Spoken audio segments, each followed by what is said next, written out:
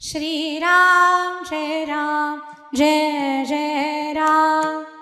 अर्थात हा जगाचा स्वभाव आहे, जगाचा स्वभाव आहे। सांगू एक तुम्हाला महत्त्वाची गोष्ट बघा ना, माणसाच्या जीवनामध्ये मित्र पाहिजे, माणसाच्या जीवनामध्ये जवळचा सखा पाहिजे, सखी पाहिजे। कशासाठी पाहिजे? आपलं दुःख विदित करता आलं पाहिजे, आपल्या दुःखाच्या संबंधांना बोलता आलं पाहिजे। मला काल्याचं कीर्तन करायचं नाही, मला मुद्दा सांगायचा आहे। ज्या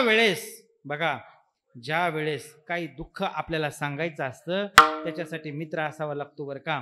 आणि मित्र कसा पाहिजे? तो मित्राचं लक्षण शास्त्रांनी सांगितलंय। मित्र कशाला म्हणायचं, सखा कशाला म्हणायचं, सुहृद कशाला म्हणायचं?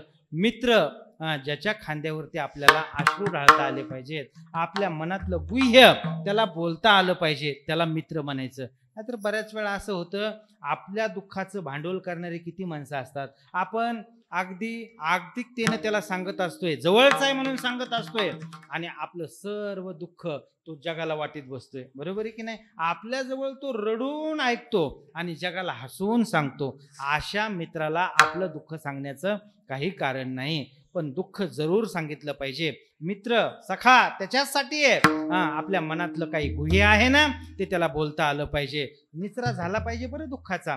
निचरा जर नाही झाला तर माणसांची पावलं आत्महत्येकडे वळतात, प्रवृत्त होतात माणसं। दुःखाचा जोपर्यंत निचरा होत नाही, कितीतरी मोठ्या लोकांची उदाहरणं सांगेल मी तुम्हाला, कितीतरी मोठ्या लोकांचे की ज्यांना या दुःखाला सामोरं जाता आलं नाही, ज्यांना राष्ट्रसंत संबोधन होतं, बरोबर आहे की नाही, 3-4 वर्षापूर्वी, त्यांना अनेकांचे दुःख, त्यांनी अनेकांचं सांत्वन केलं, अनेकांचे दुःख त्यांनी सोडवले, अनेकांच्या जटिल समस्या त्यांनी सोडवल्या, पण स्वतःची समस्या त्यांना सोडवता आली नाही। शेवटी गोळ्या स्वतःच घातल्या आणि जीवन संपवलं।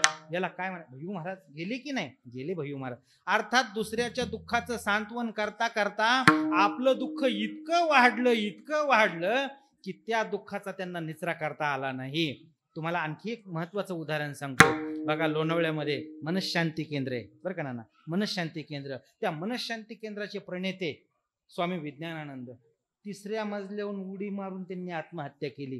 काय, कशाचं कारण आहे? दुःखाचा निचरा झाला नाही, जवळच्या व्यक्तीला दुःख बोलता कधी आलं नाही। अशी बाबा आमटेंचं, प्रकाश आमटेंची गेले की कन्याच होती त्यांची, कल्पना आमटे गेल्या।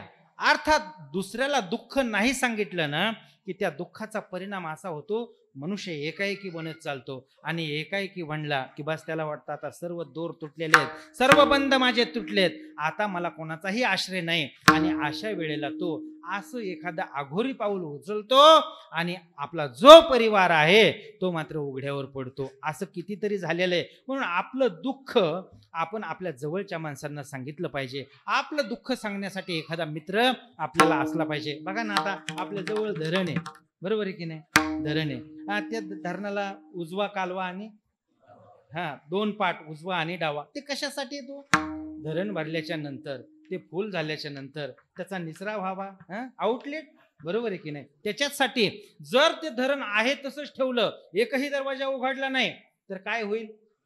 धरण फुटल। तशा पद्धतीनं माणसाच्या जीवनामध्ये दुःख आले ना की ते त्याचा निचरा झाला पाहिजे दुःख सांगण्यासाठी। मग हे काय पुरुषांचं चाललं असं नाही, माता भगिनी, आपल्यालाही अशी सखी पाहिजे, आपल्याला अशी मैत्रीण पाहिजे की आपल्याला सर्व दुःख तिच्याजवळ बोलता आलं पाहिजे। ज्यांना ओळखायला सुद्धा तयार नाही, असंच होतं बघा, असंच होतं, ठरलेलं आहे। माणसं आपल्यातूनच मोठी होतात आणि नंतर तीच आपल्याला विसरून जातात।